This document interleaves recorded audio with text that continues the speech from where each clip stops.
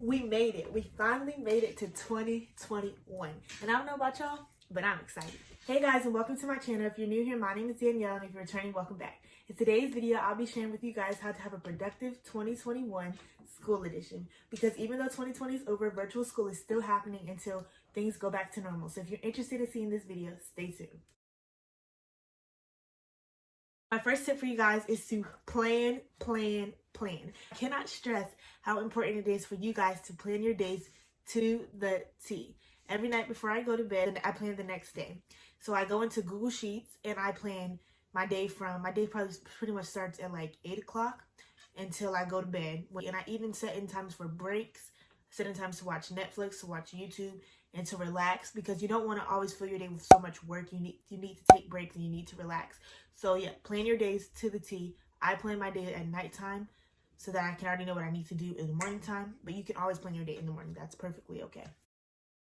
My next tip would be to take advantage of your resources. So since we're at home and you're on your computer a lot, there's a lot of apps on your phone and your computer that you can use to help you with your schoolwork. There's Math Papa, there's Quizlet, even YouTube. There's the physics calculator, math and science tutor. There's Cell Bio Notes 101.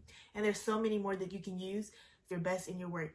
You're not always going to know all the answers to every single question that your teacher gives you. So using these apps and utilizing these apps will help you to get better grades and help you get a better understanding of what you're learning as well. My third tip is to change your clothes. You want to differentiate being in school and not being in school. So do not wear your pajamas to school. You want to differentiate it. It'll help you to do better and be more productive like that. And you won't be tempted to fall asleep as much or lay down because you're not in your bed clothes. And another way to differentiate is also changing your scenery. Get up out of your bed, go downstairs in your kitchen, or even just getting up out of your bed and just sitting somewhere in your room can help you differentiate being in school and not being in school. And that's really important when you want to have a productive day. My next tip is to keep in contact with your teachers and go to office hours. I'm not sure if everybody's school does this, but my school does office hours for an hour after school. Utilize those things and always email your teachers and stuff. If you don't understand anything, ask questions. It's so important to build those relationships with your teachers because they will understand that you're trying, and when they're grading your stuff, they will give you grace because they understand, like, this girl's really trying. She's going to office hours. She's emailing me. She's asking questions in class. So they're going to understand that you want to do better, and they will reward you with that grade, and they will see that you're working hard, and your grade will definitely show it. So utilize, emailing your teachers or messaging them through like Schoology is what we call it. Asking questions in class. Don't be afraid or embarrassed to ask questions in class. Like, I know it can be a little bit awkward because we're not actually in school, but still ask questions. And even like we have a chat, so just type it in the chat because it makes it a lot easier. And going to office hours if you have them. If you don't have them, maybe asking your teacher, can you meet after school so she can help you and explain what you guys are learning to you better? That goes a long way. And teachers really like the students who go the extra mile because they understand that you guys want to be better and that you want to work hard, and your grade will definitely show it. The sixth thing is to remove distractions. I know that it can be easily tempting to get on your phone or turn on your TV or do something when you're in school because nobody's there to tell you to put your phone away. There's a TV right there for you to access. You can easily get up and just walk away. But removing those distractions can help you just focus so you can get your work done, and then you can do what you would like to do next. So remove your distractions like your phone, and don't turn on the TV, or remove the remote from your room so that you won't be tempted to turn on the TV. Seventh tip is to get enough sleep. It is so important for you to get enough sleep. It helps you to regenerate and your body to just regenerate and refresh so the next day it can come back stronger and better. So get enough sleep so that you can be the most productive that you can. And one way that helps me get enough sleep is trading TV for sleep.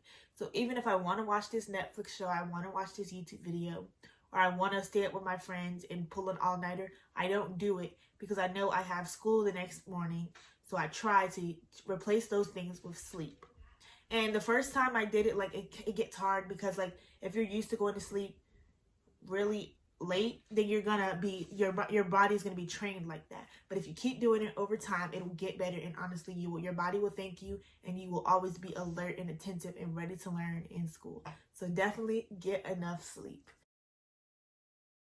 So my next tip for you guys will be to hydrate and move around.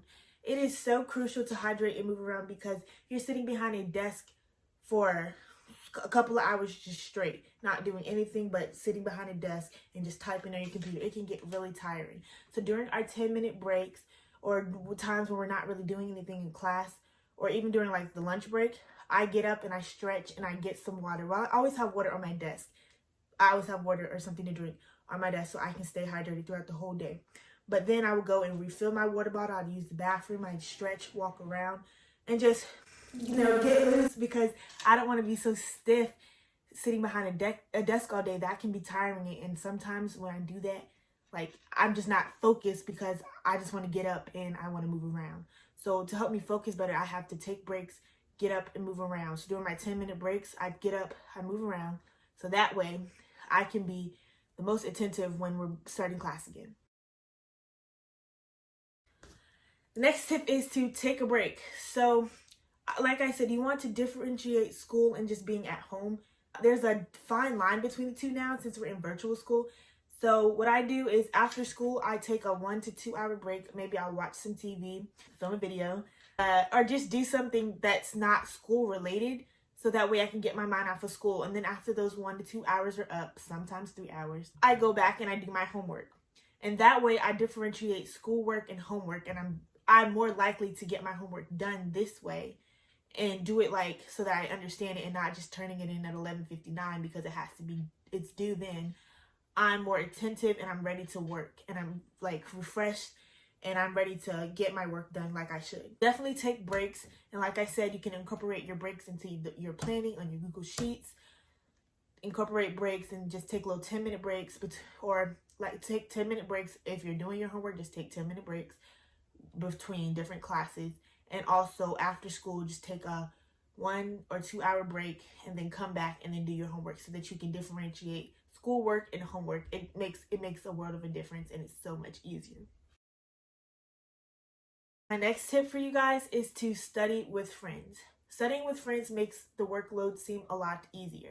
And also, if you don't know anything, then your friend may know it. And if your friend doesn't know it, then you may know it.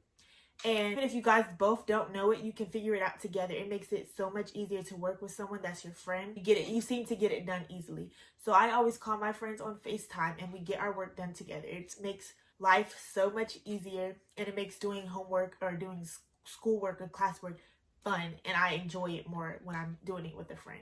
So definitely utilize your friends and take advantage of FaceTime and your phones, because that is a great way to talk to your friends and get your work done. My next tip is to take notes, because even though we're not in school, it is scientifically proven that you retain a lot more information when you write it down. So always take notes on everything that your teacher's talking about. Write it down, and you can do it in different colors.